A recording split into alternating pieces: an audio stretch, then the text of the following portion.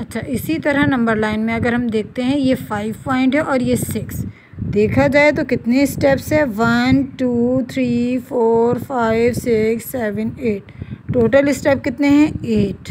ठीक है, तो हम इसको यूँ भी लिख सकते हैं, अगर मैं इस पॉइंट को कहूँ तो 1/8,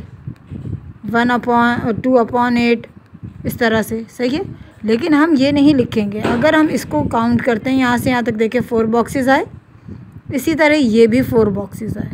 तो यहाँ पर मैं 1 2 3 4/8 लिखने के बजाय मैं क्या लिखूँगी, देखिए अगर मैं कैंसिल करती हूँ तो क्या आता है, 2 2 ज़ार 4, सॉरी डायरेक्ट कट कर देते हैं, 4 1 ज़ार 4, 4 2 ज़ार 8, देखें 1/2 आया ना, 1/2 ये चीज़ आ गई।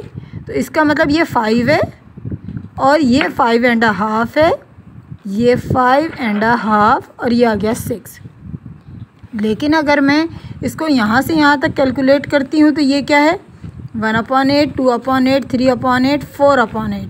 यहाँ 4/8, तो हम 4/8 नहीं लिखेंगे, जैसे हमने पहले बताया था ना कि 3/6 नहीं लिखेंगे, इसी तरह यहाँ 4/8 नहीं लिखेंगे, बल्कि इसको कट करेंगे जहाँ तक टेबल से कटिंग होगी। ठीक है, कैंसिलेशन के बाद हमारे पास आंसर क्या आएगा, 5.5। सही है, इसको हम 5 कहेंगे, इसको 5.5 और ये हो गया 6। अच्छा, अब अगर मैं इस पॉइंट पे आती हूँ तो फिर मैं इसको क्या कहूँगी, देखें 1 2 3 4 5 6, इस पॉइंट पे यहाँ के क्या हो गया 6, कितने में से 7 8, टोटल नंबर कितने थे बॉक्सेस के 8, 6/8 है ना।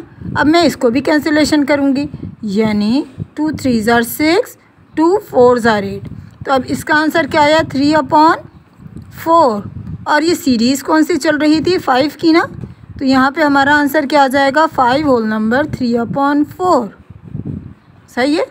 अब मैं अगर इस स्टेप पे ये भी मैं एक एडिशनल आपको बता देती हूँ। अब मैं यहाँ आती हूँ तो यहाँ मेरे पास क्या हो जाएगा, 7/8। ठीक है, 7/8 है ना। अब ये कैंसिलेशन तो नहीं हो रही, तो मेरा आंसर क्या आएगा, 5 होल नंबर 7/8।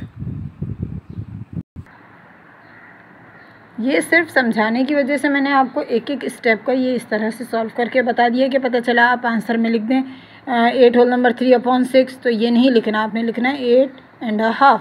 इसी तरह यहाँ पे 4/8 नहीं लिखना है, क्या लिखना है, 5.5। इसी तरह से यहाँ पे आपके लाइक नंबर्स आ जाएंगे। ओके।